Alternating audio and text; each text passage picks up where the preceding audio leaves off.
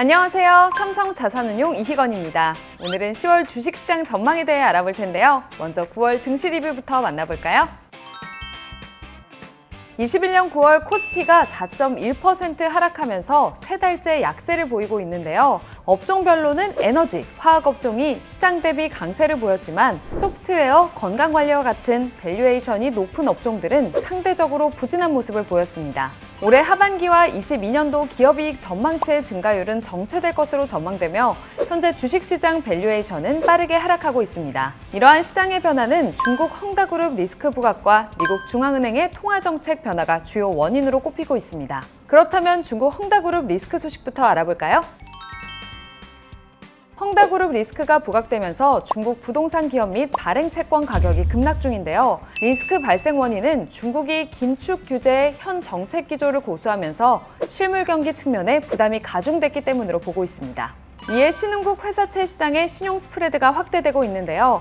이러한 상황이 지속되는 한 글로벌 투자가의 신흥국 증시 비중 축소 시각이 크게 달라지긴 어려울 전망입니다. 그 이유를 살펴보면 신흥국에게 미치는 중국 경기에 대한 의존도 및 민감도 영향이 클 뿐만 아니라 신용 스프레드 확대에 따른 주식 리스크 프리미엄 상승 영향도 있기 때문입니다. 9월 FOMC에서 연준 통화정책 정상화와 관련된 로드맵이 제시됐습니다. 11월에 테이퍼링을 공식화하고 12월부터 국채 100억 달러, MBS 50억 달러씩 자산 매입 축소하여 내년 7월에는 테이퍼링을 종료할 것으로 예상하는데요.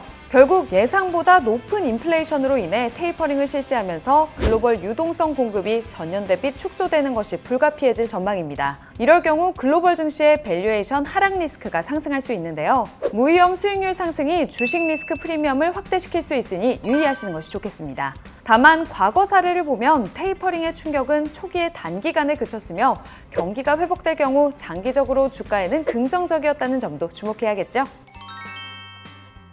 21년 기저효과로 주요국 이익 증가율은 역대 최고치를 기록한 반면 22년 주요국 이익 증가율은 제자리 걸음이 될 가능성이 제기되고 있는데요. 한국 증시 이익은 반도체 이익 모멘텀 둔화와 중국 매크로 리스크 등으로 주요국 대비 이익 성장률보다 더 낮게 추정되고 있습니다. 그중에서 반도체, 조선, 운송 등 경기 민감 업종의 이익 증가 폭은 높게 추정되고 있어 이익 신뢰도는 낮은 편인데요. 2022년 이익 모멘텀의 둔화가 최근 시장 상승세를 주춤하게 한 주요 원인 중 하나로 작용하고 있습니다.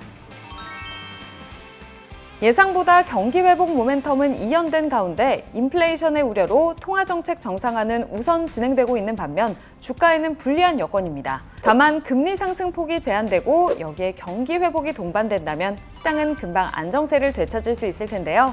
이러한 측면에서 시장의 변동성 확대 국면은 단기에 그칠 가능성도 제기되고 있습니다. 지역별로는 신흥국 투자 비중을 축소하는 것이 좋겠습니다. 중국 부동산 신용 리스크가 제기된 상황에서 신흥국 지역의 리스크 프리미엄 확대와 통화 약세 흐름으로 외국인 투자가의 자금 유출이 우려되기 때문입니다. 투자 전략으로는 균형 포트폴리오를 추천해드립니다. 성장이 둔화되는 것은 성장주에 유리하지만 인플레 우려가 제기되고 있다는 점은 불리한 요인으로 작용합니다. 최근 시장의 성과도 스타일 간의 혼조 양상이 나타나고 있다는 점도 참고해서 균형 잡힌 포트폴리오를 구상하시면 좋겠습니다.